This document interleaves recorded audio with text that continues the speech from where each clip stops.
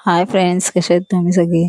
तर आज एक आपण चटपटीत पदार्थ करणार, जो घरातल्या साहित्यापासून आपला तयार होईल. त्याच्यासाठी मी 1 वाटी गव्हाचं पीठ घेतलं, त्याच्यामध्ये थोडं मीठ टाकलं आणि 1 चमचा तेल टाकलंय. तर त्याचं आपण पीठ थोडे थोडे पाणी टाकून मस्त गोळा तयार करून घेऊ.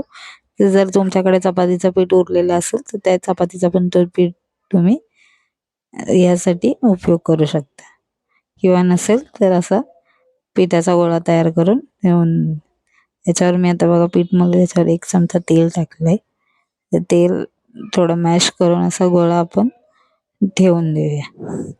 थोडा वेळ मॅश करून चांगलं तो गोळा चांगला मॅश केल्याच्यामुळे जास्त एअर पास होते आणि असं कवर करून त्याला 10 मिनटं रेस्ट करून घे. आता एका चॉपरमध्ये मी जे तुम्हाला आवडतील त्या भाज्या तुम्ही घेऊ शकता. इथे मी अर्धा गाजर घेतले, कांदा, कोबी आणि 2-3 लसूण पाकळ्या घेतल्यात. थोडंसं ज्या तुम्हाला भाज्या तुमच्या मुलांना ज्या आवडतात त्या भाज्या तुम्ही घेऊ शकता. बघा इथं कांदा, शिमला मिरची, गाजर आणि कोबी घेतला आहे आणि या सगळ्या भाज्या आपण बारीक चॉप करून घेऊया. त्याने 2-3 लसूण पण टाकलेत, लसूण पाकळ्या, आणि इथे मी बारीक चॉपरने चॉप करून घेतले. हे माझं इलेक्ट्रिक चॉपरने मी चॉप केलं. तुम्ही साध्या चॉपरने पण चॉप करू शकता किंवा हाताने पण बारीक चॉप सुरीने करू शकता. बघा मस्तपैकी इथे चॉपरमध्ये आपण जर आपल्याला मुलांना कधी चटपटीत खायचं हे असेल तर आपण हे बाहेरचं खाण्यापेक्षा असं घरातच बनवून दिलं तर चांगलं आहे. इथे मी कढईत 2 चमचे तेल टाकले. तेल थोडं गरम होऊन द्या. गरम चांगलं मग ते सगळ्या ॲड करूया व्हेजिटेबल. सगळ्या भाज्या आपण ज्या चॉप केले, जे कांदा, गाजर वगैरे सगळ्या ॲड करून 2 मिनटं लो फ्लेमवरच त्याला कुक करून घ्या. पाणी वगैरे काय टाकू नका. बारीक भाज्या आहेत त्याच्यामुळे त्या लगेच शिजून जातील. बारीक चॉप केलेलं आहे त्याच्यामुळे. त्याच्यामध्ये मी सॉसेस टाकलेत.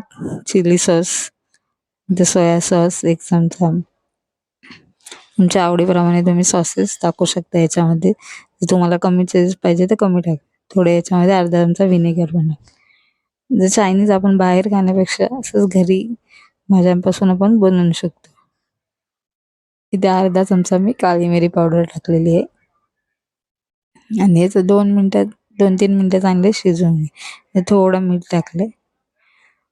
जास्त शिजवायची गरज नाही. बारीक कापलेलं असतात म्हणून ते पटकन शिजतं. इथं 1 मिनिटच मी फक्त शिजवलं आणि ते थंड करून घेतलं. इथे चपातीचे गोळा परत थोडा मॅश करून त्याचे छोटे छोटे गोळे तयार करून घेतले. मग पाहिजे तर मोठी चपाती लाटून तर वाटीच्या आकाराने किंवा झाकणाने त्याच्या छोट्या छोट्या पुऱ्या पण तयार करू शकतो. पण मी ते छोटे छोटे गोळे हे लाटून घेऊया आपण. काय पीठ वगैरे लावायची गरज नाही, तुम्ही असेच लाटू शकता. बघा छोट्या छोट्या पुऱ्या आपण लाटून घेऊ शकता. याच्यावर जे थंड केलेलं मिश्रण आपण ॲड करून घेऊ. हे आपण बाहेर रोल वगैरे खातो, ते आपण घरातच मस्तपैकी असे भाज्यांचे बनवले तर मुलं पण खातील आणि पैसे पण वेस्ट जाणार नाही आणि हेल्दी पण होईल. थोडंसं साईडनं त्यांना पाणी लावून ते फोल्ड करून घ्या. नाही बघा दोन्ही साईडून फोल्ड करून त्याला असं बंद करून घ्या. एक रोल असा तयार करून घ्या. रोलसारखा रेडी होईल. मग असे सगळे रोल आपण रेडी करून घेऊया. हे तुम्ही पाहिजे तर फ्रीजरला असे 1-2 दिवस ठेवू पण शकता आणि नंतर जेव्हा आपल्याला पाहिजे तेव्हा आपण फ्राय करून खाऊ शकता. तुम्ही पाहिजे तर याच्यात ओव्हनमध्ये पण याला हे करू शकता, म्हणजे ते बेक होऊन जातील. बघा दोन्ही साईडनी परत फोल्ड करा आणि परत आतमध्ये असं फोल्ड करून रोल करून घ्या.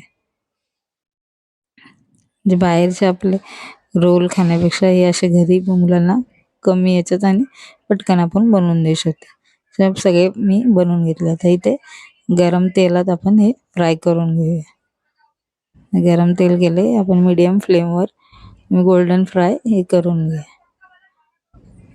2 मिनटं मी फ्राय करून घेतले. आता हे पलटी करून घेऊया आणि मस्तपैकी असे आपले क्रिस्पी व्हेज रोल तयार होतील. गोल्डन फ्राय रेडी करून घेतले. बघा किती मस्त असे टेस्टी टेम्पटिंग झाले. जण मस्त असे बाहेरून कुरकुरीत आणि आतमधून सॉफ्ट अशी भाजी. आणि बघा किती मस्त असे रोल माझे तयार झाले. त्या पिठापासून माझे जवळजवळ 7-8 रोल रेडी झालेत. तुम्ही सॉस बरोबर किंवा चिली सॉस किंवा शेजवान सॉसवर खाऊ शकता. हे किती मस्त असे लागतात. जर ही रेसिपी तुम्हाला आवडली तर लाईक, सबस्क्राईब आणि शेअर करा. आणि बघा किती टेस्टी असे कट केल्यावर किती भारी वाटतात एकदम. आणि सॉस बरोबर तुम्ही सर्व. Thank you for watching.